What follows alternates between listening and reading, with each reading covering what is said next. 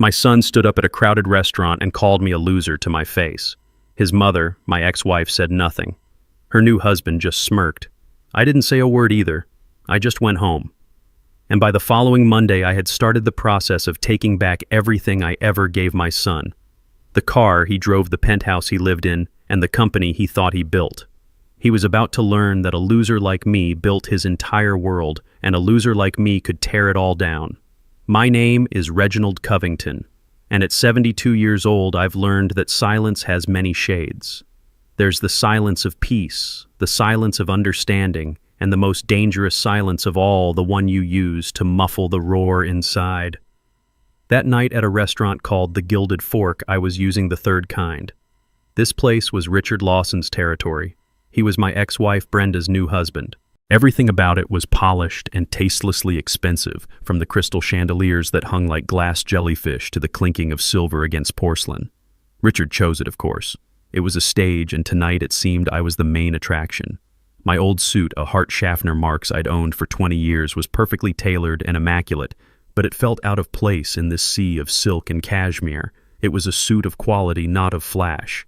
And in my son Andre's world, there was no room for anything that didn't flash. I could feel his eyes on me and those of his wife, Brittany. They weren't looking at me. They were assessing me. Every time I took a sip of water, I saw Brittany's brow furrow slightly, as if the way I held my glass was further proof of my failure. Andre was busier. He was performing.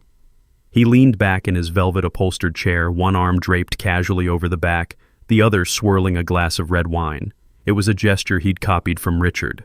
"The company is exploding," Richard Andre announced, his voice loud enough for the next table to glance over. "We just closed our second round of funding.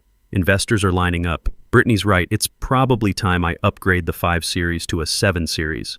Brittany let out a little glassy laugh. "You deserve it, honey. You've worked so hard." I remained silent. I knew all about that second round of funding. I knew exactly where every single dollar came from, and it certainly wasn't from the line of investors Andre was imagining. Brenda, my ex-wife, sat there with a tight smile plastered on her face. She had changed. 5 years with Richard had worn away the practical woman I once knew, replacing her with a pale imitation who worried if her handbag was last season. She looked at Richard with an adoring gaze, as if he had personally invented success. "Our son is brilliant, isn't he, Reggie?" she asked, turning to me, but it wasn't a question. It was a statement, a silent comparison. "Our son is brilliant, unlike you." I just gave a slight nod and brought a piece of steak to my mouth. It was cooked perfectly, but I tasted nothing. All my senses were focused on the play unfolding before me. Richard, having let Andre have his monologue, finally spoke in his deep, patronizing tone. "Ambition is everything, Andre. Your father Reggie is a good man, a fine engineer, but he lacks that spark. He builds things for other people, never an empire for himself. In this world, if you're not building, you're being buried." It was an insult wrapped in a backhanded compliment, a technique men like Richard perfected. Andre nodded eagerly, like a devout follower hearing a sermon. "Exactly. I've tried to explain that to Dad so many times, the importance of taking risks, of building a personal brand. But he just talks about savings and safe investments. It's so dated." Dated was the word he used. Last time it was cautious. The time before that, traditional. The words changed, but the contempt never did. The dinner continued a steady stream of boasts. Andre talked about their penthouse apartment with its city views, their upcoming vacation to Bali, the new watch Brittany had bought him. Every story was a stone thrown into my silence. I was the wall they were bouncing their achievements off of just to hear the sound they made. Finally, as dessert was served, a 7-layer chocolate cake that likely cost more than my monthly utility bill, Richard signaled the waiter. "The check, please. On my account." He said it casually, but his eyes flickered toward me. Another performance of power. That was the breaking point. Andre, maybe from the wine or maybe just high on his own arrogance, suddenly stood up. His chair scraped harshly against the floor. A few diners at nearby tables turned to look. "See," Andre said, his voice ringing out in the opulent room. He gestured from Richard to me. "That's the difference. Dad, you're a loser. You've spent your whole life in that dusty old house on those dirty construction sites." Then he turned to Richard, his voice full of admiration. "Richard is not. He's a winner." The air went thick. Brittany nodded smugly, as if her husband had just spoken a great truth. Brenda stared down at her plate, her silence a final act of betrayal. Even the people at the next table quickly looked away, their feigned ignorance a testament to my public humiliation. I looked directly into Andre's eyes. For a split second, I saw a flicker of the little boy I taught to ride a bike, a hint of regret. But it was buried too deep beneath layers of designer clothes and entitlement. I said nothing. The rage I expected to feel never came. In its place was a cold, sharp clarity, a terrifying certainty. It was over. The final thread had snapped. Slowly, I placed my white linen napkin on the table beside my untouched cake. I stood up. My chair made no noise. My movements were deliberate, measured. I glanced at Brenda, at Richard, and finally at Andre. Then, without a word, I turned and walked out of the restaurant. The heavy wooden door closed behind me, cutting off the sound, leaving them to their hollow victory. I didn't have to say anything. My actions were about to speak for me. The air outside was cold, but it cleared my head. I didn't hail a cab. I walked. The wealthy Atlanta neighborhood slowly gave way to the quieter, more familiar streets of my own. My house stood under the shadow of an old oak tree, a solid 2-story brick home I'd designed and helped build myself 30 years ago. It wasn't flashy. It was durable. Like me. Inside, everything was in order. The smell of old mahogany and the paper from the books lining my shelves filled the air. This was my sanctuary, a world away from the phoniness I had just left behind. I didn't turn on the television. I didn't pour myself a drink. Anger clouds judgment, and tonight I needed to be colder than ice. I went into my study. It was a small room, but everything in it had a purpose. On the walls were blueprints of bridges and buildings I had helped create. Real things. Things that last. On a corner of the desk there was a silver-framed photograph. Andre, aged 5, wearing an oversized plastic construction helmet, grinning on my shoulders at a job site. His eyes then were full of pure pride and love. Where did I lose that boy? The question hit me not as a sharp pain, but as a dull, weary ache that had been building for years. I had been too quiet. I had hoped my unconditional love would be enough. I was wrong. Unconditional love does not mean unconditional sacrifice. Tonight, the sacrificing ended. I sat down in my worn leather chair and turned on my old, slightly slow but reliable Dell desktop. The screen glowed, illuminating my impassive face. I didn't browse the web or check my personal emails. My fingers moved with practiced ease, opening an encryption program I'd installed years ago. I typed in a long password, a string of letters, numbers, and symbols that no one else on Earth knew. A simple interface appeared on the screen with a list of folders. Their names were meaningless unless you knew what they really were. Covington Holdings, LLC, Oakwood Properties, LLC, AC Tech Solutions. Seed Funding Agreement Project, BMW 7 Series. Lease Contract, Richard Lawson, Consulting. Payment Schedule. Each name was a thread, an invisible thread I had used to weave the world my son now lived, in the world he thought he had created himself. It was like being the engineer of a bridge. You can't see the rebar hidden deep inside the concrete, but without it, the entire structure would collapse. Tonight, I was going to begin a structural integrity test. I opened a secure email client. The recipient was already saved. Alicia Warren, a brilliant attorney, a friend I trusted with my life. Alicia wasn't just my lawyer. She was the architect of the financial fortress I had quietly built. She knew every brick, every number. The email I wrote was short. No pleasantries, no long explanations. She would understand. Subject initiate Sunset Protocol. Body Alicia. We need to meet. Tomorrow morning, your office. 8 a.m. Begin the dissolution process for all assets related to AC and associated parties. Priority 1, the vehicle. Reggie. Sunset Protocol was the name we had given it years ago, a contingency plan for a day just like this. A day when the sun would set on an empire built on a lie. I hit send. A soft whoosh echoed in the silent room. It was done. The first domino was now perched at the edge of the table. I felt no satisfaction, no glee. I just felt a strange, quiet calm. The calm of an engineer who knows his design is about to undergo its final definitive test. I had built Andre's life. Now it was time to see if he could stand on his own once I took the scaffolding away. Alicia Warren's office was on the 45th floor of a glass tower that overlooked Centennial Park. It was the kind of place that smelled of success, a mixture of expensive leather and freshly brewed coffee. But it never intimidated me. In many ways, I had helped build it. Alicia greeted me not with a handshake, but with a familiar, weary smile and a heavy ceramic mug. "Morning, Reggie," she said, her voice calm and steady. "I made the coffee the second I got your email. Black, no sugar. The way you drink it when you mean business." She was right. For 20 years, Alicia had been more than my lawyer. She was my strategist, my confidant, the keeper of my secrets. She was the only person on earth who knew the full extent of the financial fortress I had built. I took the mug, the heat warming my cold hands. "Thank you, Alicia." She gestured to one of the plush leather chairs opposite her enormous oak desk. She didn't sit behind it in her seat of power. She sat in the chair next to mine, making us equals. "I'll be honest, Reggie," she said, her sharp eyes studying my face.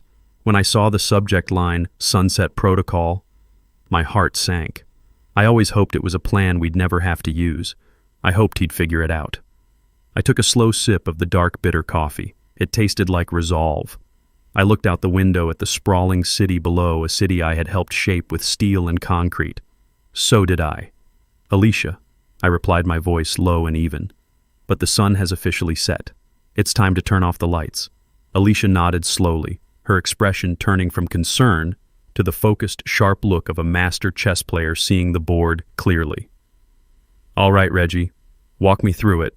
I know the legal structures we built, but I need to hear the human part." What was the final straw? I stared into my coffee mug, seeing the reflection of the man my son had called a loser. He said the word Alicia. He said it out loud in public. He called me a loser and called Richard, Brenda's new husband, a winner. And Brenda just sat there and let him. I looked up from the mug and met her eyes. He believes it. He honestly believes the world he lives in is one he created. Today we begin the process of showing him the truth of the foundations he's standing on. Alicia leaned forward, all business now. "Let's review the assets. Let's start with the heart of his so-called empire, AC Tech Solutions." I let out a long, slow breath.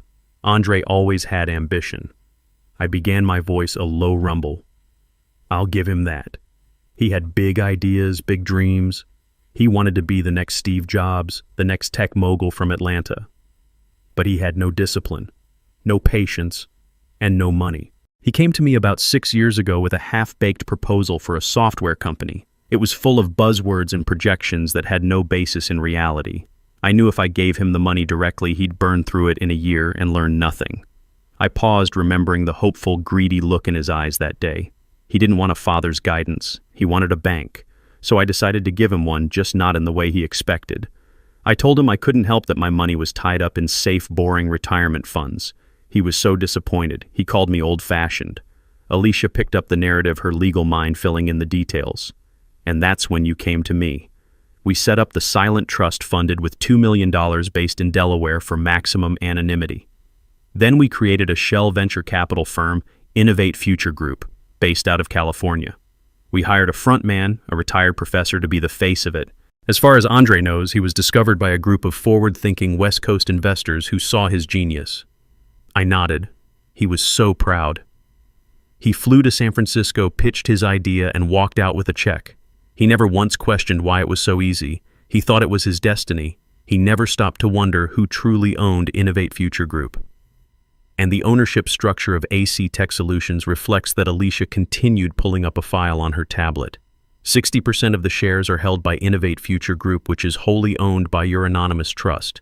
20% are held by Andre as CEO, and the other 20% are reserved for future employees. You have complete controlling interest, Reggie. He isn't the owner of that company. He is its highest paid employee, and his board of directors is for all intents and purposes you. Next, we move to the symbols of his success. The car, I said the words tasting like ash, the BMW 7 Series.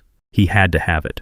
He said it was essential for projecting success to clients and investors. My boy, who used to be happy with a well-maintained Ford, was now convinced the German engineering of his car was a reflection of his own worth. Another easy one, Alicia said, swiping on her screen. He tried to get a lease in his own name, but his personal credit was too thin. So he had the company lease it for him. Or so he thinks. Explain, I said, though I knew the answer perfectly. The lease isn't with AC Tech Solutions, she clarified. It's with a separate entity we created for asset management, Covington Holdings LLC. We presented it to Andre as a third-party fleet management company that AC Tech Solutions would contract with for executive vehicles. He signed the paperwork without a second thought, happy to get his shiny new toy. The contract explicitly states that the vehicle is provided for the use of a designated employee of AC Tech Solutions. The moment he is no longer an employee, the car is no longer his to use, I finished. The irony was corrosive. My holding company, a name he wouldn't even recognize, was providing the chariot for my winner son. He was driving my car paid for with my money, all while calling me a failure. Finally, we came to the biggest piece, the foundation of it all. The penthouse, I said softly. Alicia's expression softened for a moment. This one always felt different, Reggie. It was, I admitted. This was about Brenda as much as it was about Andre. After she left me for Richard, she became obsessed with appearances. She filled Andre's head with the idea that where you live defines who you are. He and Brittany searched for months for the perfect apartment, something that would make their friends jealous. They found the penthouse at the Oakwood. The Oakwood was a beautiful pre-war building that had recently been renovated, a perfect blend of classic architecture and modern luxury. Andre fell in love with it. He told me about it, complaining that it was just out of his price range. He asked if I could help with the security deposit. I told him no, I said to Alicia. I told him it was reckless to live beyond his means. Alicia smiled faintly. And what you didn't tell him was that you had bought the entire building 3 years prior. It was an undervalued asset in a neighborhood that was about to gentrify, I explained, the old engineer in me taking over. The numbers made sense. I purchased it through another LLC, Oakwood Properties. It was a good, solid investment. It was brilliant, Alicia corrected. When Andre applied for the penthouse, the landlord, a property management firm we hired, contacted him with a special offer. They said they were looking for a high-profile tenant like a tech CEO to add prestige to the building, and they were willing to offer him an employee incentive lease. His rent is virtually zero. He just pays the building fees. He signed it, bragging for weeks that the landlord was so impressed with him that he got the deal of a lifetime. He never read the fine print, I said. No one ever does, Alicia confirmed. The fine print, of course, states that the incentive lease is contingent on his continued employment with AC Tech Solutions. It also states that the property management firm can terminate the lease with 72 hours notice for any breach of contract, and the contract defines a breach as anything that might bring the building's name into disrepute. So there it was, the whole house of cards laid out on Alicia's expensive oak desk. His company, his car, his home. Every pillar of his life was a carefully constructed illusion, designed, funded, and owned by the father he called a loser. He wasn't a self-made man. He was a trust fund baby who had never been told the truth. He has nothing, Alicia, I said, the weight of the words settling in the room.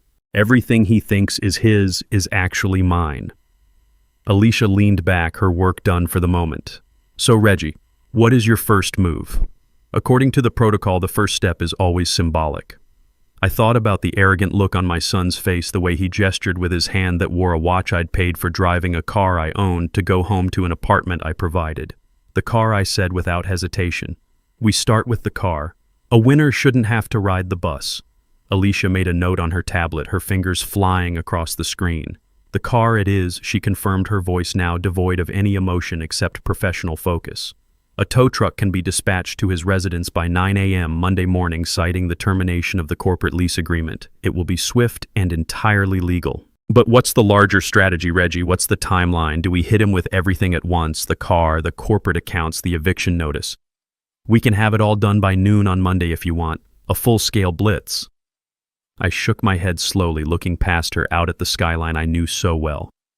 No, I said. That's not the way. That's destruction. That's revenge. And this isn't about revenge. What is it about? Then, she asked gently. I turned my gaze back to her, trying to find the right words. I thought about my life's work, about the physics of structures and the integrity of foundations. When you need to bring down a building, Alicia, you don't just set off dynamite at the base. That's messy, unpredictable. It sends shrapnel everywhere and hurts innocent people. It's an act of pure destruction. I leaned forward, my hands clasped in front of me. A true engineer, a builder, does it differently. You perform a controlled demolition. You dismantle it piece by piece. You remove the fixtures first, the shiny things that catch the eye. Then you take out the windows, his view of the world. Then you carefully remove the floors one by one until all that's left is the empty frame and the bare foundation. I don't want to destroy my son, Alicia. I want to dismantle the false life he's living. I want him to stand on the cold, hard foundation of reality and finally understand what it takes to build something real for himself. Alicia listened, her eyes never leaving mine. She understood. She wasn't just my lawyer, she was the daughter of a carpenter. She knew the language of building and breaking, a controlled demolition. She repeated, a new understanding dawning in her expression. It's legally cleaner, too. Each action is a separate, justifiable corporate or property management decision. No single action can be construed as a coordinated personal attack. It's airtight. Exactly, I said. So we start with the car on Monday. The symbol of his status, we give him a day to feel that loss, to feel the inconvenience. Then on Tuesday, you freeze the corporate accounts. You cut off his power. Let him feel what it's like when the well runs dry. And Richard Lawson's consulting payments along with it. Let the winner feel the pinch too. I took a deep breath before delivering the final instruction. Then on Wednesday, when he's confused and powerless, you deliver the eviction notice. You take away his security, one piece at a time. Let him feel each wall come down. Let him understand the value of each thing as he loses it. A heavy silence settled in the room. This wasn't a plan born of anger. It was a curriculum, a harsh, painful curriculum. Alicia simply nodded. I understand the lesson plan, Reggie. I'll prepare the necessary documents immediately. I stood up, my old bones aching with a weariness that had nothing to do with age. I had made the decision. Now I just had to live with it. Thank you, Alicia. I walked to the door, then paused with my hand on the handle. Let it begin, I said, my voice barely a whisper. Let the lesson commence. The rest of that week was perhaps the quietest of my life. After leaving Alicia's office, I felt a strange sense of peace settle over me. The decision had been made. The plan was in motion. There was nothing left to do but wait for the gears to turn. I spent Friday and Saturday in my garden. My rose bushes needed pruning, a task I usually enjoyed, but now took on with a new solemn purpose. My hands, calloused from a lifetime of work, moved with practiced precision. Snip, a dead branch fell away. Snip, an overgrown shoot that was taking nutrients from the main stem.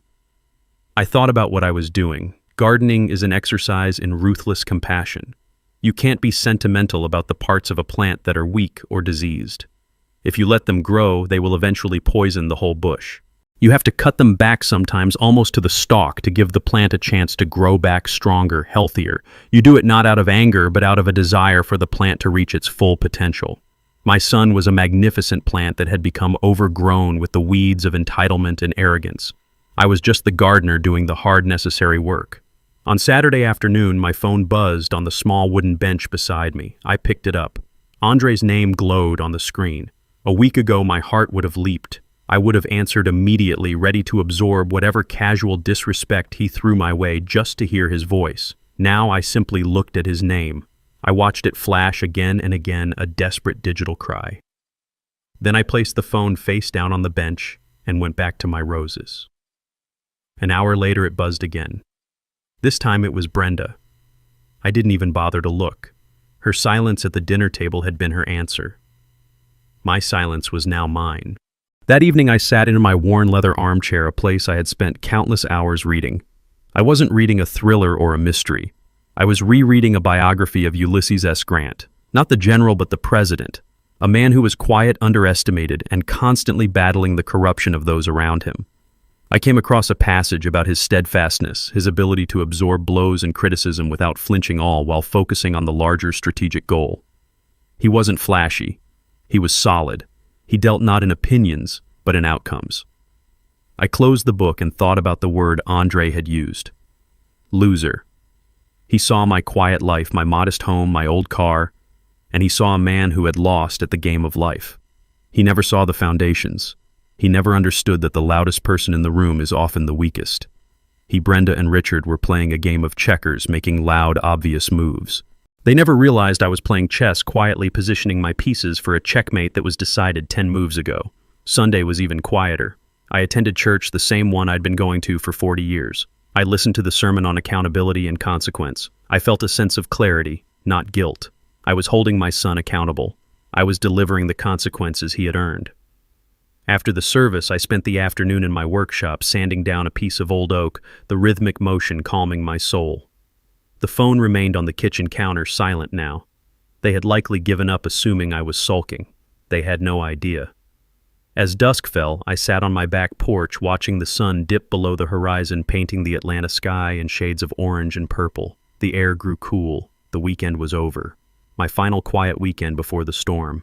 I thought of the name Alicia, and I had given the plan the Sunset Protocol. It was fitting. The sun was setting on my son's life as he knew it. And tomorrow morning with the dawn, his harsh, necessary education would begin. I felt no joy, only a profound, heavy certainty. The lesson was coming. I spent my weekend in quiet contemplation. My son, as I would later piece together from a series of frantic voicemails and tearful confessions, spent his in a cacophony of self-congratulation. While I was pruning my roses, he was on the phone with one of his friends, laughing as he drove his BMW down the highway, the city skyline blurring past his window. "Dude, you should have seen his face," Andre had said, his voice booming through the car's Bluetooth speakers. I finally just told him the truth. Called him a loser right to his face. Yeah, he just got up and walked out. Total drama queen. What's he gonna do? He'll get over it. He always does. He'll call in a week acting like nothing happened. He saw my lifetime of patience not as a gift, but as a weakness. He saw my silence not as a warning, but as surrender. That evening, while I was reading about President Grant, Andre and Brittany were in their penthouse scrolling through a website for luxury watches on Brittany's tablet. She had pointed to a gold one with a diamond bezel. "Should I get it, babe?" she'd asked. "It's a little extravagant." Andre, I was told, had scoffed. "Of course you should. We deserve it. Especially after the way my dad acted at dinner. Honestly, I think we need to treat ourselves after that embarrassment." In his mind, he was the victim. My quiet departure was an act of aggression against him, a social faux pas that required retail therapy to overcome. He had no capacity to see his own cruelty. His world was a mirror, and all it showed was his own reflection. He had even called Richard, seeking praise for his brave performance. Richard, ever the opportunist, had supplied it in abundance. "You did the right thing, Andre," the man had said, his voice smooth as oil. "Sometimes you have to set firm boundaries with people from a different generation. People who don't understand the mindset of a winner." "Thanks, Richard." Andre had replied, his voice full of a warmth he hadn't used with me in years. "It's just good to finally have a real role model to look up to." A real role model. A man whose entire consulting business consisted of a single inflated contract with a company I owned. The irony was a bitter pill. Andre had finished that weekend looking out the vast window of his apartment, the city lights spread out beneath him like a carpet of jewels. He was on top of the world he believed he had built. He likely thought of me, the old man in his dusty house, and felt a pang of what he probably mistook for pity. He probably thought, "He'll come around. He has to. He's got nothing else." But he was wrong. I did have something else. I had a plan, and the time for waiting was over. It was Sunday night, 10 p.m. The weekend was done. My house was dark except for the single lamp that cast a warm glow on the oak desk in my study. The quiet in the house was different now. It was no longer the calm after a decision, but the tense electric silence before a storm. The fuse had been lit on Friday, and it had been burning slowly, silently all weekend. Now it was nearing the powder keg. I wasn't pacing. I was sitting in my leather armchair, the biography of Grant resting in my lap, my eyes closed. I was listening, waiting. At precisely 10:01 p.m., a soft chime echoed from my old Dell computer, an email notification. I didn't rush. I took a deep breath, placed my book carefully on the side table, and rose from my chair. I walked to the desk, the wooden floorboards creaking softly under my weight. The screen was bright in the dark room. A single new email sat in my inbox. The sender was Alicia Warren. The subject line was simply "Update." I moved the mouse and clicked it open. The body of the email was stark white, containing only 6 words standing alone in the center of the screen like a military command. I leaned in the reflection of the glowing text visible in my glasses. The first domino has been pushed. Monday morning dawned bright and obnoxious sunlight streaming through the floor-to-ceiling windows of the penthouse and glinting off the polished chrome of their espresso machine. For Andre, the world felt perfect. The weekend had been a triumph. He had finally put his father in his place, asserting his own status as the family's new alpha. He felt powerful, a feeling amplified by the expensive Italian suit he was putting on and the sleek black BMW 7 Series that was waiting for him in the reserved parking spot in the garage below. Brittany was humming as she applied her makeup, a small, satisfied smile on her face. "Are you sure you don't want me to drive you today, honey?" she asked, looking at his reflection in the mirror. "We could take the Benz. I have that spa appointment at 11. Andre chuckled, adjusting his tie. "Nah, I've got a lunch meeting with some new potential clients. I need to roll up in the Beamer. You know how it is. Image is everything." He leaned in and kissed her on the cheek, the scent of her expensive perfume filling his senses. "Besides," he added, his voice dropping to a conspiratorial whisper, "I think we've earned the right to show off a little. We're winners, remember?" She giggled and swatted him playfully. "Go on, get out of here, you big shot." Feeling on top of the world, Andre grabbed his leather briefcase and headed for the private elevator that went directly to the resident's garage. The ride down was smooth and silent. The doors opened to a pristine, well-lit space. And there it was. His car. It wasn't just a car, it was a statement. Long, low, and gleaming under the fluorescent lights, it was the physical embodiment of his success. He clicked the fob and the car chirped, its angel eye headlights flashing a welcome. But as he walked toward it, he noticed something was wrong. A large, grimy-looking tow truck was parked directly behind his BMW, its yellow hazard lights flashing rhythmically, casting an ugly, pulsating glow on the polished concrete floor. A man in greasy blue overalls was kneeling by his rear tire. Andre's good mood evaporated instantly, replaced by a surge of irritation. "Hey!" he barked, his voice echoing in the garage. "What the hell do you think you're doing? This is a private garage. You can't park here." The man in overalls stood up slowly, wiping his hands on a rag. He was big, with a weathered face and a completely neutral expression. He didn't look impressed. He didn't look intimidated. He just looked tired. "You Andre Covington?" he asked, his voice a gravelly monotone. "I am," Andre snapped. "And you're about to get your rust bucket towed if you don't move it in the next 10 seconds. You're blocking my car." The man didn't move. Instead, he simply gestured with his thumb toward the back of the BMW.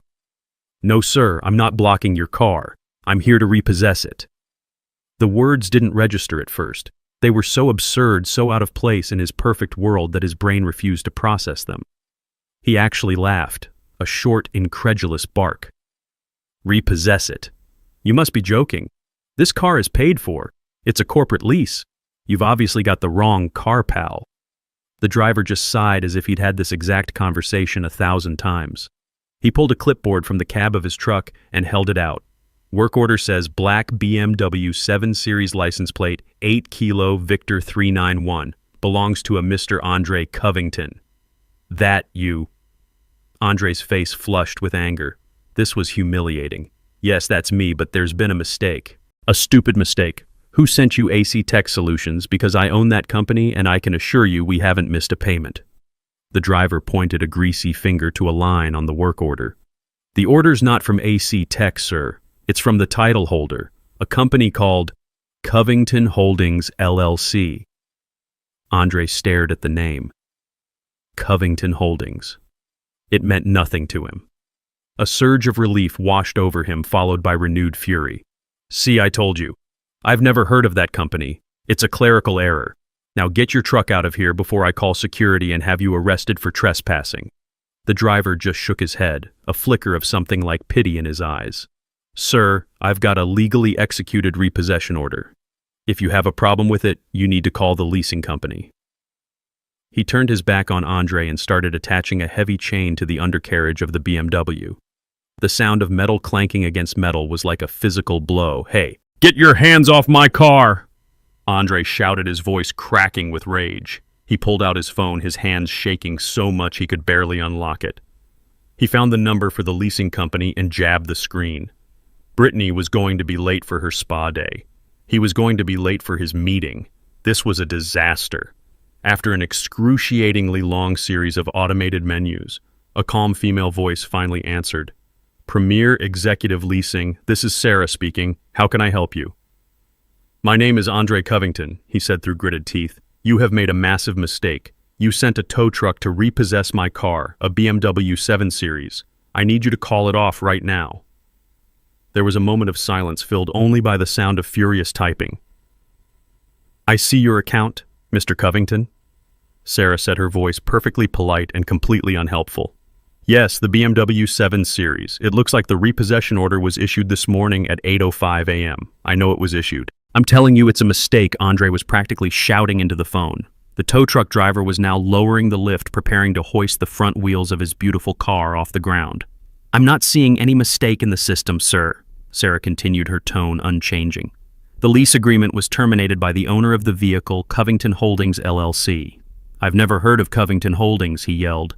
The lease is through my company, AC Tech Solutions. I can see that AC Tech Solutions was the authorized user, sir, she said calmly. But Covington Holdings, LLC is the legal owner and lessor of the vehicle. As the owner, they have the right to terminate the lease at any time per Section 4, Paragraph B of your agreement. We are simply the administrators. His mind was reeling. It made no sense. He felt a wave of dizziness. This is insane. Put me through to someone at Covington Holdings, then I'll clear this up. I'm sorry, sir, Sarah said, and for the first time he detected a note of finality in her voice. We don't have a public contact number for that entity. All communications are handled through their legal representatives. We have fulfilled our legal obligation by acting on their request. This matter is now closed on our end. Closed. It's not closed. The front wheels of the BMW were now off the ground. The car, his symbol of power and success, was hanging there, helpless and pathetic. Is there anything else I can help you with today, Mr. Covington? Sarah asked, as if she were asking if he wanted fries with his order. He was speechless. The injustice of it all choked him. He heard a click, and the line went dead.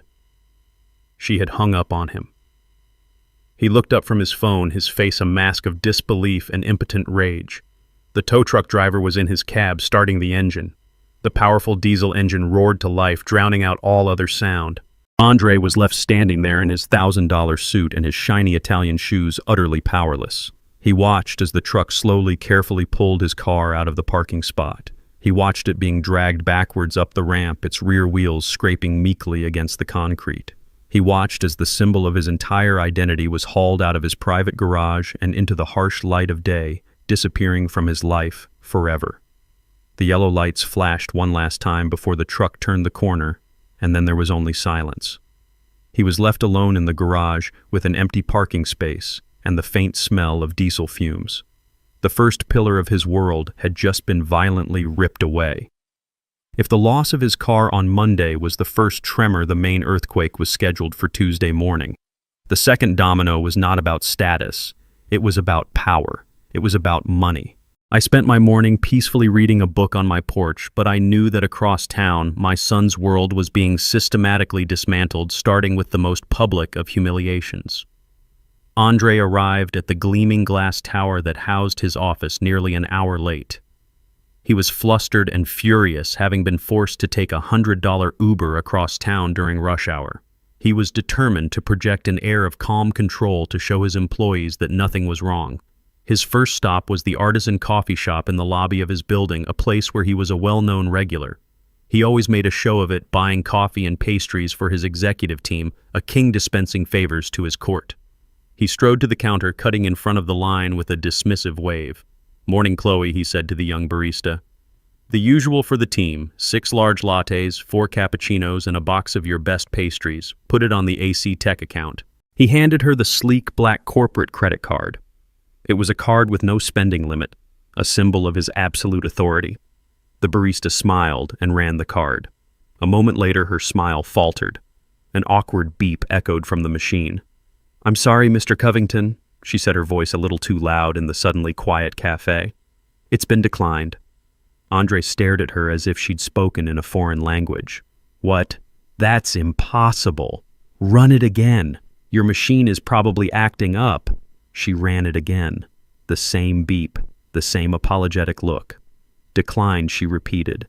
People in the line behind him were starting to stare, their morning routines interrupted by this small, delicious drama. He could feel their eyes on him. He, Andre Covington, the tech wonderkind, couldn't buy a round of coffee. His face turned a deep, blotchy red. "This is ridiculous," he hissed, snatching the card back. "There must be an issue with the bank's network." He fumbled for his personal wallet, a desperate attempt to save face. He pulled out a handful of cash, all he had on him, and slammed it on the counter. "Here, keep the change." He turned on his heel and stormed out of the coffee shop, leaving the box of pastries and the tray of unmade coffees behind. He didn't want them anymore. The gesture of generosity had become a badge of shame. He rode the elevator up to his office on the 30th floor, his jaw clenched so tight it ached. His office was a corner suite with glass walls, a fishbowl for the whole company to see their leader at work.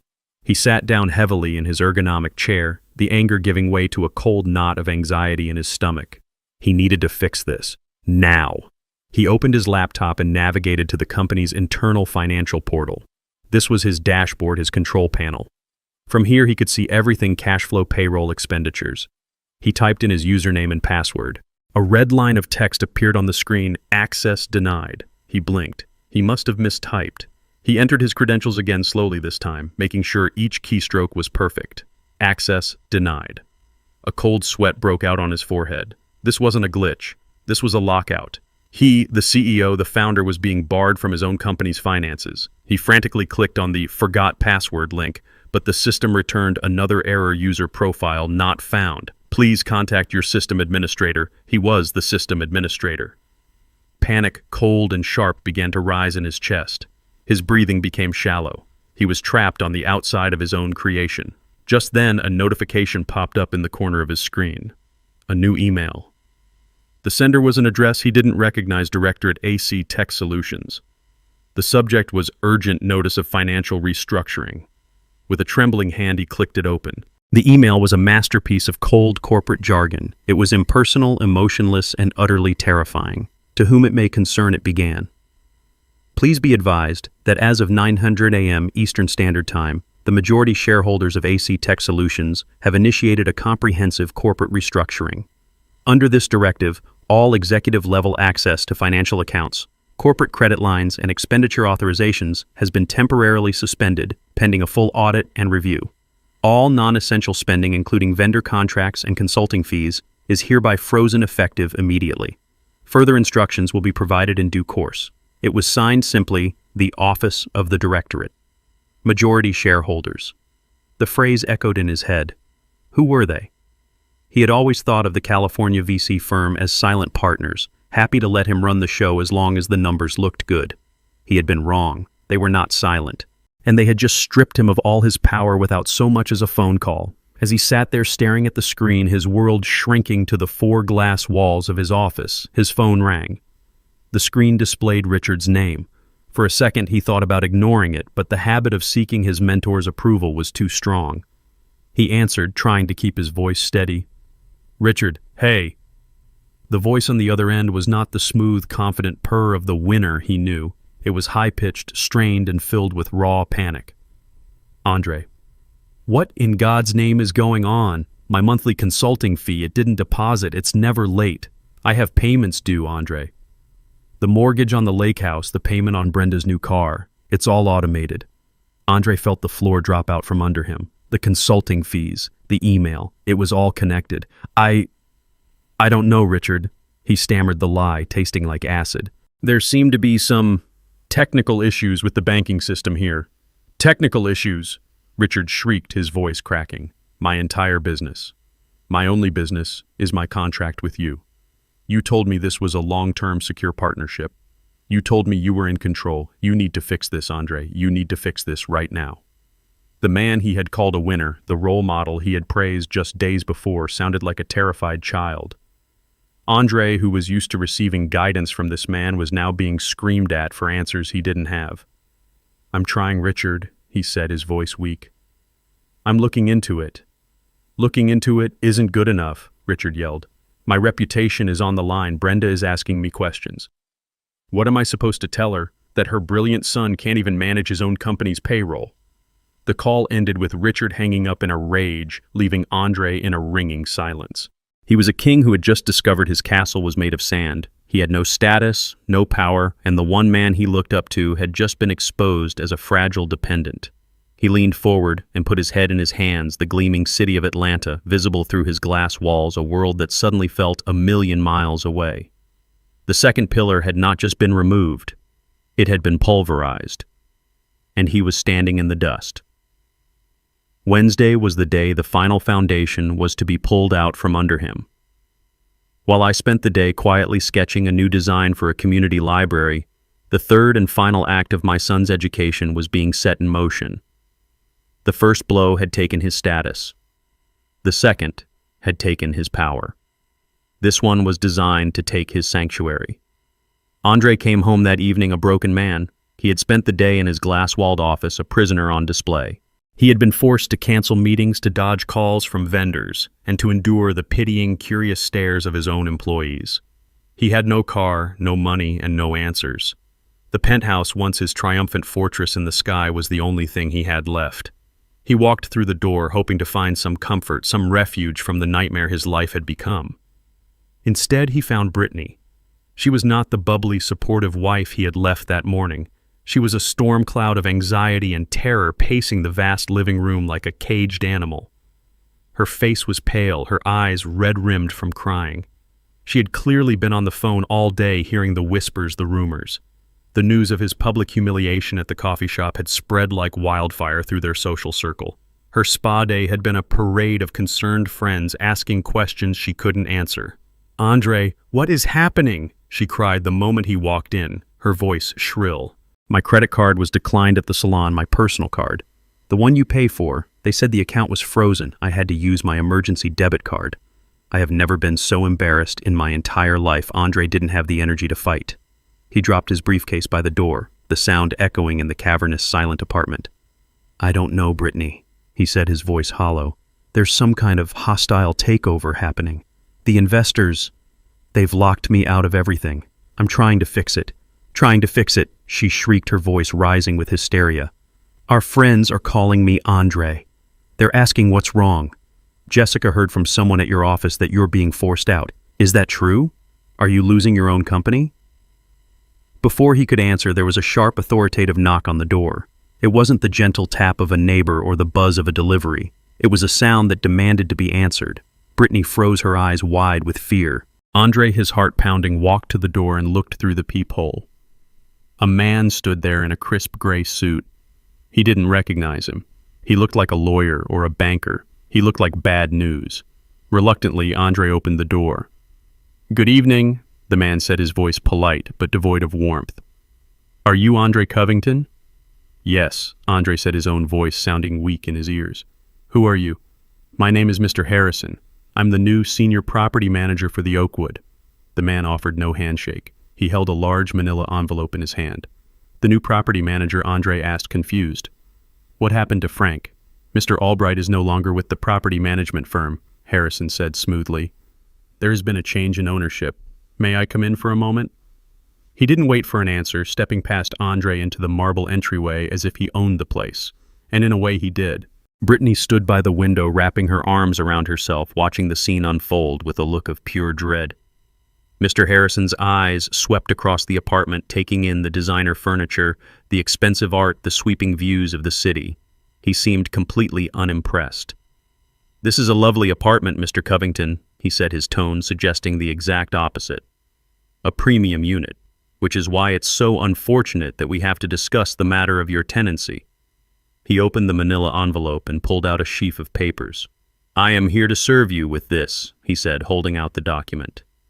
"It is a formal notice of lease termination." Andre stared at the paper, then at the man's impassive face. He felt a strange floating sensation, as if this were happening to someone else. "Lease termination? What are you talking about?" "Our lease is paid up for the year. We have a special arrangement." "Ah, yes. The employee incentive lease, Mr. Harrison said, a slight condescending smile touching his lips. "I have a copy of it right here. A very generous arrangement indeed. A $0 monthly rent for a high-value executive tenant. However, the lease is quite specific. I'll direct you to Section 7, Clause C." He tapped a highlighted paragraph on the document in his hand. The lease is explicitly contingent upon your continued employment with an affiliated company, in this case AC Tech Solutions. It has come to our attention as the property owners that you are no longer employed there in a capacity that qualifies you for this incentive program. I haven't been fired, Andre insisted, his voice rising in desperation. My access has been suspended. It's a temporary situation. Our legal department disagrees, Mr. Harrison said, his voice like ice. They have received official notification from the Directorate of AC Tech Solutions that your employment status has been fundamentally altered. As such, your lease is in breach of contract. The property owners are exercising their right to terminate the agreement. He finally handed the papers to Andre. You have 72 hours to vacate the premises, that is by 5 p.m. on Friday. 72 hours. The words hung in the air, deadly and absolute. Andre looked down at the document in his hand. It was cold, official, and filled with legal language he didn't understand. But he understood the conclusion. They were being kicked out. That's when Brittany finally broke. A choked, guttural sob escaped her lips. No, she whispered. No, no, no. The whisper grew into a wail. Vacate. Where are we supposed to go? All our things are here. My clothes. My shoes. This is our home. She turned on Andre. Her face twisted with a mixture of fear and pure rage. You did this, she screamed, pointing a trembling finger at him. You did this with your arrogance, your stupid fight with your father. You ruined everything. Brittany, stop it, Andre pleaded, but his words were drowned out by her hysteria. Stop it. I will not stop it. I gave up my career for you. I moved into this apartment for you. I built my entire life around your success, and you've thrown it all away because you couldn't just be a decent son. What are my parents going to say? What am I going to tell my friends that we're homeless? Mr. Harrison watched the domestic drama unfold with the detached interest of a scientist observing insects. My work here is done, he said, turning to leave. A moving crew can be recommended if you require one. Please ensure all personal belongings are removed by the deadline. Any items left behind will be considered abandoned and will be disposed of. Good evening. He walked out, closing the door softly behind him, leaving them in the ruins of their beautiful, empty life. The silence that followed Brittany's sobs was more terrifying than the shouting. Andre stood there, the eviction notice clutched in his hand. His eyes scanned the document, searching for a loophole, a mistake, anything. And then he saw it. At the bottom of the page, under the signature of Mr. Harrison, was a line of small print. This notice is served on behalf of the legal property owners, Oakwood Properties, LLC.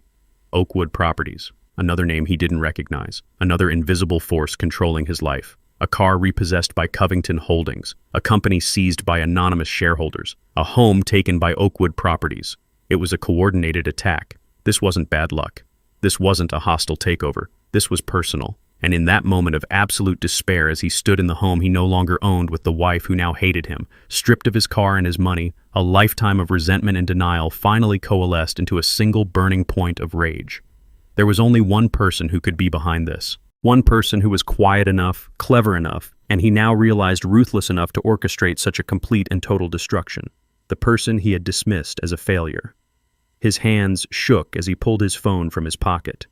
He didn't think about what he would say. He was past thinking. He was a cornered animal, and he was going to lash out at his tormentor. He found the number he hadn't called in over a week and hit dial. It rang once, twice. Then he heard the calm, familiar voice on the other end. Hello? The sound of his father's voice, so steady and untroubled, broke the last of his restraint. You, Andre snarled into the phone, his voice a venomous whisper. You did this. All of it. The car, the company, the apartment. This was you, wasn't it? He wasn't asking a question. He was making an accusation. He heard a long silence on the other end of the line. It was the same silence from the restaurant, the same silence from the weekend. But now it wasn't a silence of weakness. It was the silence of absolute power. When my voice finally came, it was quiet, but it carried the weight of an anvil. Andre, I said, I think it's time we had a talk. He arrived less than 30 minutes later. I heard the sound of a cheap Uber pulling up, the kind with a rattling engine and a driver who was talking too loudly on his phone, a far cry from the silent electric purr of his BMW. I didn't go to the door. I simply waited in my study, the same room where I had launched the protocol that had systematically erased his life. I heard the doorbell ring, a frantic, impatient jab. I let it ring again before I used the intercom on my desk. "The door is open, Andre. Come to the study." He stormed in, not with the confidence of a CEO, but with the blustering rage of a cornered child. His expensive suit was wrinkled, his tie was loosened, and his face was pale and slick with a sheen of desperate sweat. He stood in the doorway of my small study, his chest heaving, his eyes scanning the room as if searching for the hidden levers of his destruction. He looked at the old oak desk, the shelves overflowing with books on engineering and history, the framed blueprints on the wall. For the first time in his life, he was seeing this room not as his father's dusty, boring hobby space, but as it truly was, the command center. I was sitting in my worn leather chair behind the desk. I didn't stand up. I didn't raise my voice. I simply watched him, my hands folded calmly on the desk's surface. In this room on my territory, I was the one with the power. The silence stretched thick and heavy. I let it hang in the air, forcing him to be the one to break it. "How could you?" he finally burst out, his voice a ragged mess of anger and disbelief. "How could you do this to me, to your own son, to your family? You've destroyed everything, everything I've ever worked for. The phrase was so absurd, so completely detached from reality that I almost laughed. But this was not a time for laughter. This was a time for cold, hard lessons. I looked at the man standing before me, this man-child who had built his entire identity on a foundation of my money and his own lies. He wasn't a supplicant, not yet. He was still too proud, too angry. He hadn't come here to apologize. He had come here to demand that I fix the world he had broken. I let his words echo and die in the quiet room. I didn't respond to his accusations. I didn't engage with his drama. I simply gestured to the simple wooden chair opposite my desk. "Sit down." "Andre," I said, my voice quiet, but carrying an authority he had never heard from me before. "The yelling is over. You've had your say. Now it's time for you to listen." He sat. The anger hadn't left his face, but it was now mixed with a confused, fearful apprehension. It was the look of a man who senses the ground is about to give way beneath him, but doesn't know why. I didn't give him time to gather his thoughts or formulate another accusation. I simply swiveled the large monitor on my desk to face him. The screen was blank except for a single folder in the center labeled simply, "The Foundation." "You said you worked for everything you have." I began, my voice as calm and steady as a surveyor's hand. "That's a commendable sentiment. So, let's review your work. Let's start with your greatest achievement. AC Tech Solutions." I clicked open the folder. A series of legal documents appeared neatly organized. "Do you remember 6 years ago when you pitched your idea to those venture capitalists in California, Innovate Future Group?" He nodded slowly, a flicker of his old pride in his eyes. "They saw my potential. They believed in my vision." "They did," I agreed, "because I instructed them to." I clicked on a document titled Innovate Future Group Incorporation. The articles of incorporation were clearly displayed. I pointed to the section listing the primary shareholder. "Innovate Future Group is a shell corporation, Andre. It was created by my lawyer, Alicia Warren, for the sole purpose of funding your company. And as you can see, it is wholly owned by an anonymous trust based in Delaware." His eyes narrowed, struggling to understand. "A trust? What trust?" I opened the next file, Covington Family Trust Declaration. My name was listed as the sole grantor and trustee. His name was listed as a potential beneficiary, but with no controlling rights. "This trust," I said quietly. "My trust. I didn't want to just give you the money. I wanted you to feel like you had earned it. So I created a stage for you with actors and props, but you seem to have mistaken the stage for reality." I then opened the final document in that section, the AC Tech Solutions Shareholder Agreement. My finger traced the line item showing Innovate Future Group's 60% controlling stake. "You don't own your company, Andre," I said, my voice cutting through the silence like a scalpel. "You are its chief employee. You have a 20% stake, a generous gift, but one that leaves you with no actual power. The majority shareholders, the board of directors, you've never met, that's me. You're not building a company, Andre. You're playing in a sandbox I built for you." He was shaking his head, a gesture of pure denial. No, that's not possible."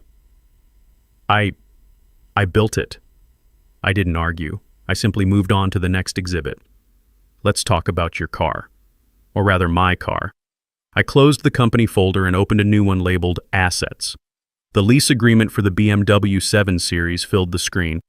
You told me you needed it to project success, a noble goal. But your personal credit wasn't strong enough, was it? So the company leased it for you. It was a corporate expense, he said weakly, grasping at straws.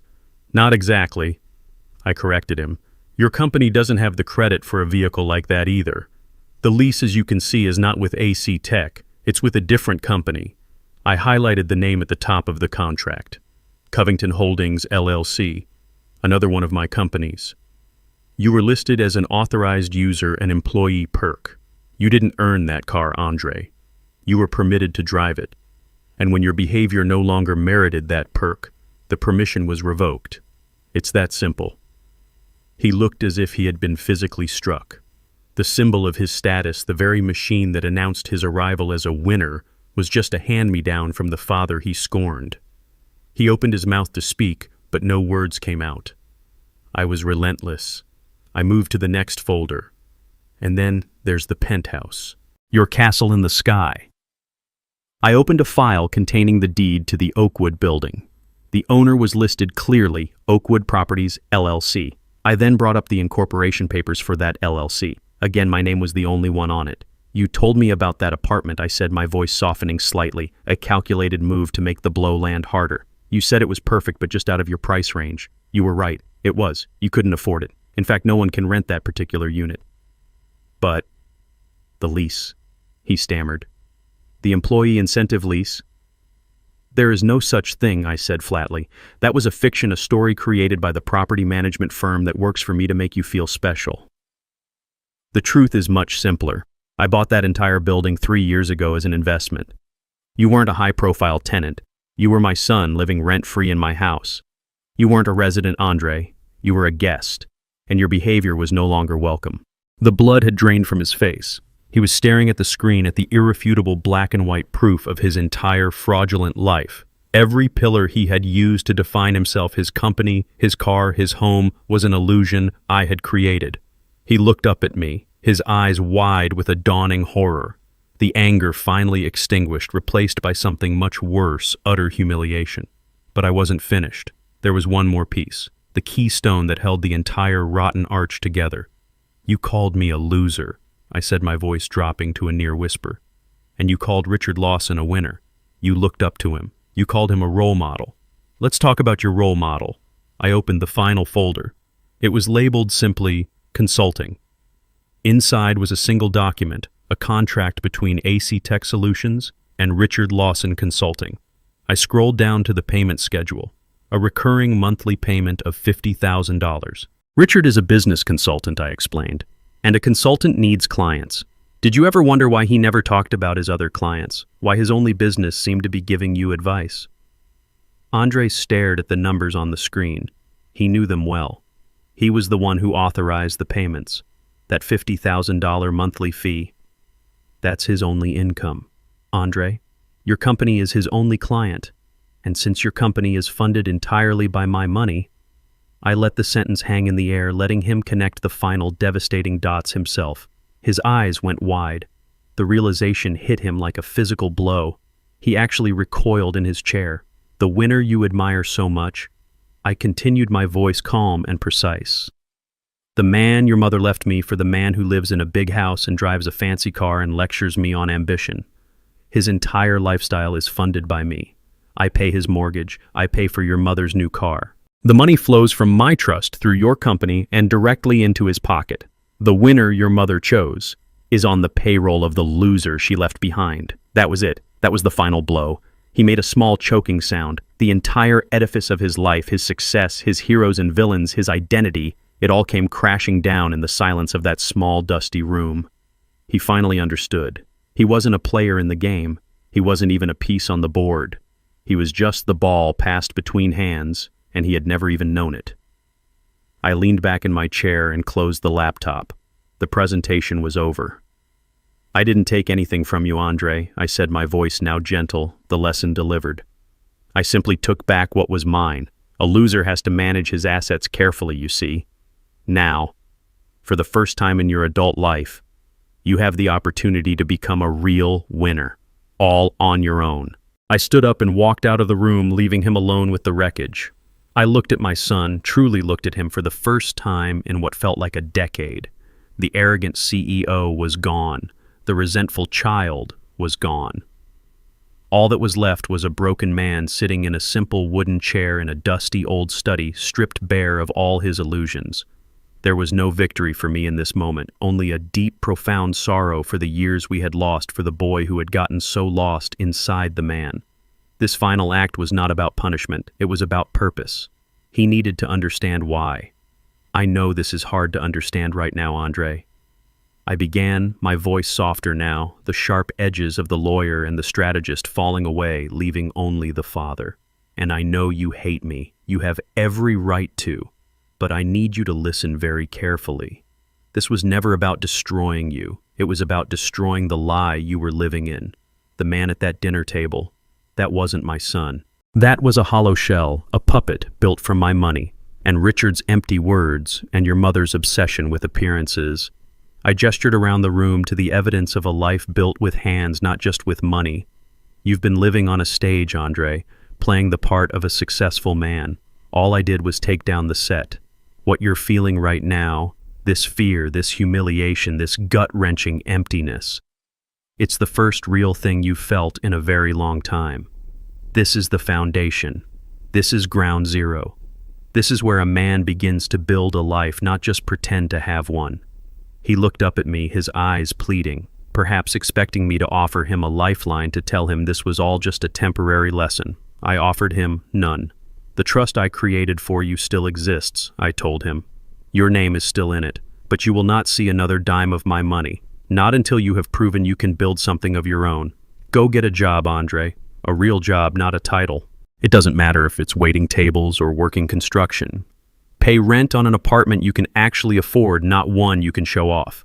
Learn the value of a dollar that you have earned with sweat and exhaustion. Learn humility. Learn respect. And most importantly, learn who you are when you have nothing. I stood up the old leather of my chair, groaning in protest. Maybe one day, years from now, you'll become the man I always hoped you'd be. Not a winner by Richard's definition, but a man of substance, a builder, a man who understands that his worth is not in what he owns, but in who he is. Until that day, you are on your own. With that, I slowly and deliberately closed the lid of my laptop. The soft click echoed in the silent room. It was the sound of a door closing, a chapter ending. The presentation was over. The lesson had been delivered. I turned and walked out of the study, leaving my son alone with the truth. I didn't look back. There was nothing more to say. I left Andre in the study, a ghost haunting the ruins of his own life. I didn't know where he went after that. I didn't ask. My part in that chapter of his life was over. The lesson had been delivered. Whether he learned from it or not was now entirely up to him. The days that followed were the quietest I had known in 30 years.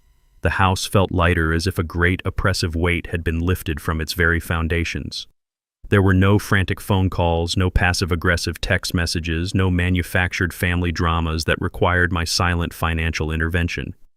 There was only peace.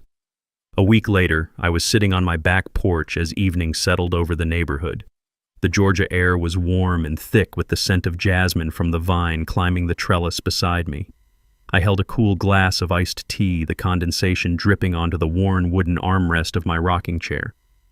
The chair moved back and forth in a slow, steady rhythm, a cadence of contentment. I wasn't waiting for anything. I wasn't anticipating a call or worrying about a problem. I was simply present. For the first time in years, my mind was not occupied with my son's manufactured crises or my ex-wife's insatiable desire for more. I was alone, but I was not lonely. The silence was not the silence of absence, but the silence of serenity. I thought about the word Andre had used at that dinner, the word that had set all of this in motion: loser. For years, I had allowed that unspoken accusation to define the terms of my existence. I had poured my life's work, my intelligence, and my fortune into a bottomless pit of his and his mother's ego, all in a desperate, misguided attempt to prove I wasn't what they thought I was. I had sacrificed my own peace to fund their chaotic lives. But sitting there listening to the crickets begin their nightly chorus, I realized the truth. I had never been the loser. I had been the host for a parasite. And now, I was finally free. I had completed my final project. It was not a bridge of steel or a building of concrete. It was the careful, painful demolition of a toxic family structure. And now, in its place, there was room for something new to grow. I didn't know what the future held for my relationship with my son, but I knew my own future was finally mine. The sudden jarring ring of my cell phone on the small table beside me felt like a violation of that newfound peace. I looked at the screen. It was Brenda. I almost didn't answer. I had nothing left to say to her, but some part of me, a lingering curiosity, perhaps wanted to see the final act of this play. I let it ring a few more times, a small assertion of my new boundaries, before I picked it up. I pressed the button and held the phone to my ear but said nothing. For a moment, all I heard was ragged, frantic breathing. Then her voice came through a torrent of raw, unfiltered panic. It was not the voice of the poised, condescending woman from the restaurant. It was the desperate shriek of someone whose world was on fire. Reggie. Reggie. Thank God. You have to do something. You have to help us. I remained silent, letting her words rush into the void. It's Richard, she cried, her voice cracking with a sob that held no sadness, only terror. He's ruined. It's all gone. The consulting contract with Andre's company. It was everything. They terminated it. We got a notice from the bank this morning. They're foreclosing on the house. The lake house, Reggie. They're taking our house. I listened. My expression unchanged. I took a slow sip of my iced tea. And the car, my Mercedes. Richard leased it and the payments were tied to his business account. They're going to take it back. I have nothing. Reggie, do you hear me? Nothing. I went to the country club today and my membership was suspended. I can't live like this. This is not my life. Her voice rose to a hysterical pitch. This is your fault, all of it. This is because of what you did. You were jealous of Richard, jealous of Andre's success, so you decided to destroy all of us. How could you be so cruel after everything we had, after all our years together? I am the mother of your son. It was a stunning performance. In her version of reality, she was the victim. Richard was the victim. Their extravagant, debt-fueled lifestyle was something they were entitled to, and I was the villain for turning off the faucet that had supplied it all. There was no apology for what had been said at the dinner. There was no concern for Andre's well-being. There was only a desperate, selfish demand that I put her world back together. She hadn't changed. She never would. And in that moment, I felt the last lingering chain of obligation to her turn to dust and blow away in the evening breeze. She was still ranting, her words blurring into a meaningless stream of accusations and pleas. You have to fix this, Reggie. You have to call those people the ones who own Andre's company. You have to tell them to reinstate the contract. You have the money. You always have the money. You owe us that much. You owe me. I let her finally run out of steam. The silence that followed was heavy with her expectant, desperate breathing. She was waiting for me to give in, to do what I had always done, quietly clean up the mess. I let the silence stretch long and uncomfortable. I listened to the crickets. I watched a firefly blink in the growing darkness. I savored the feeling of my own unshakable peace. When I finally spoke, my voice was quiet, calm, and utterly final. It held no anger, no satisfaction, no emotion at all. It was simply a statement of a new and permanent truth. Brenda, I said, that is no longer my problem. I didn't wait for a reply. I didn't need to hear her shock, her rage, or her pleas. The conversation was over. A conversation that had been going on for 30 years was finally mercifully over. I pressed the end call button on the screen and placed the phone face down on the table. Then I leaned back in my rocking chair. The slow, steady rhythm returned. The scent of jasmine filled the air. The stars were beginning to appear in the deep purple sky, distant and beautiful and indifferent. I had reclaimed my dignity. I had reclaimed my peace. I had reclaimed my life. And in the profound, perfect silence of that Georgia evening, I finally felt like a winner. This painful chapter taught me a lesson that took 72 years to fully understand. For too long, I had confused financial support with fatherly love, and in doing so, I allowed my patience to be seen as weakness. I thought that by providing a safety net, I was helping my son, but I was only enabling a boy to live in a man's world without any of the responsibility. I have learned that true strength is not found in endless giving, but in the courage to set firm boundaries. And sometimes the most profound act of love is to take everything away, forcing someone to stand on the cold, hard foundation of reality so they can finally learn to build a life for themselves. I'm truly curious to hear your thoughts, so tell me in the comments, what would you have done in my place?